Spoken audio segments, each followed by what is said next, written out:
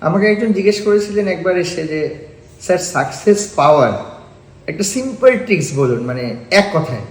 তো আমি একটা কথাই বলেছিলাম যে সাকসেস পাওয়ার খুব সিম্পল, মানে খুব বেশি ভাবার দরকার নেই। সেটা হচ্ছে যে সাকসেসফুল লোকদেরকে কপি করে না, মানে সাকসেসফুল লোকরা যেভাবে চলে, যেভাবে ভাবে, যেভাবে কাজ করে, সেটা যদি কপি করে তুমি যদি নিজের জীবনে অ্যাপ্লাই করতে পারো, যে কোনো সাকসেসফুল লোক যে কোনো ফিল্ডে, তাহলে তুমিও কিছুটা সাকসেস তো পাবেই।